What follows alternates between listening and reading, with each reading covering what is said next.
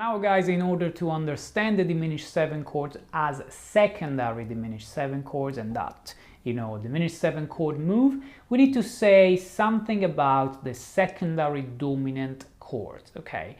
This is one of the most important chord substitutions in music, and it basically works like this. You have a chord progression and you want to somehow create more tension when you go to a specific chord. When this chord that you want to create the tension to is not the one, you can reach that chord passing through something which is the 5 dominant 7 of the chord you are going to. Okay, let's see this with an example and this will make even more sense. So the chord progression is C major 7, B7 altered, E minor 7, okay? Now we are in the key of E minor, all right? So this is the flat 6 major 7, which we played many times.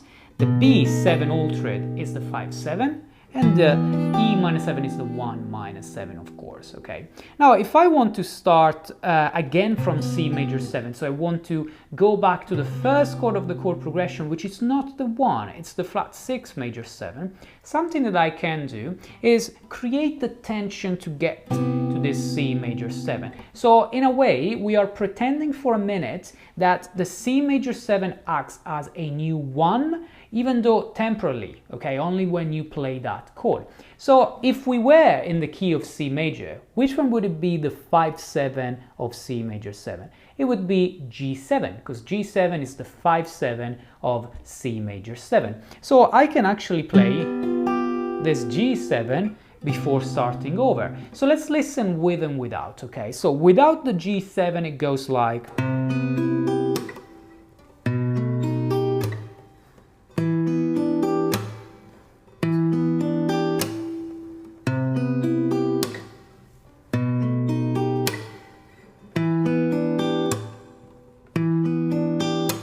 Okay, sounds good, pretty normal chord progression, very much R&B already, and playing a 4-note arpeggio followed by a percussion. But if I want to stay on the E minor 7 only for one arpeggio, okay, and then move to the G7 instead of repeating another E minor 7, this takes another flavor. Let's listen to this.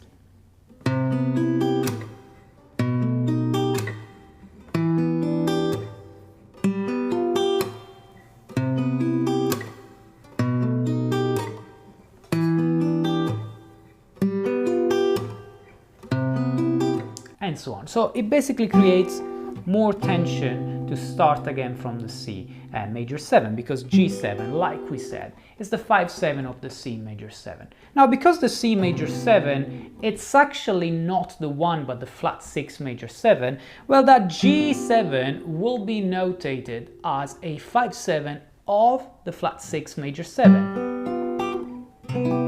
And this is what we call a secondary dominant. Dominant because it only applies to dominant 7 chords to create the tension to go to another chord, which is not the 1, in this case, flat 6 major 7.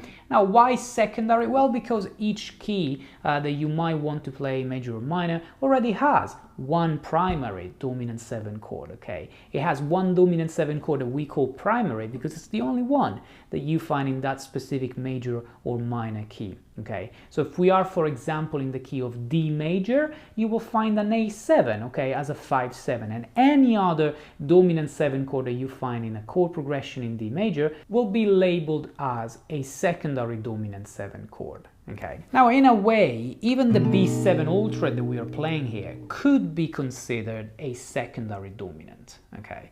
Because every time that you are in a minor key, and here we are in E minor, okay, in the key of E minor, the 5, if you harmonize the E natural minor scale, like we did at the beginning of this course, will give you a minor 7 chord. So it should be a B minor 7 chord, and it actually sounds good if you play that. But in a way, when you make this 5 dominant 7, you add way more tension to go strongly to that 1 minor, right?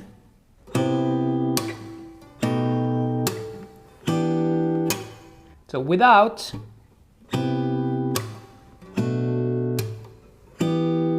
which is okay, but then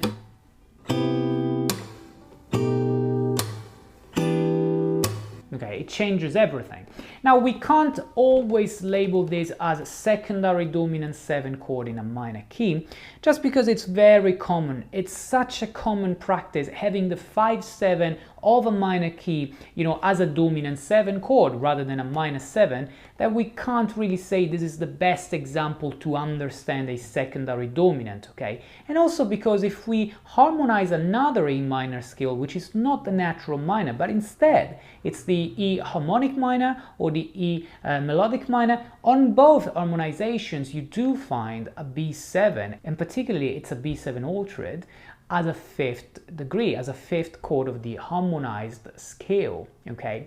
So if you think that you are in E minor, but you are getting the 5 not from the natural minor scale, but from the harmonic or melodic minor scales, well then yes, that is the right chord. On the 5 you will find a B7, okay, a B7 altered. That's why I don't think this is the best example of a secondary dominant. But if we look instead at the G7, that is a perfect example of a secondary dominant, because in the key of E minor you definitely don't have a G7, and G7 will be the 5/7 of the flat 6 major 7. So let's play again this nice chord progression that we got with the flat 6 major 7, the 5/7 altered, the 1-7 and the 5/7 of the flat 6 major 7, and we can even do it with a pickup melody if you like.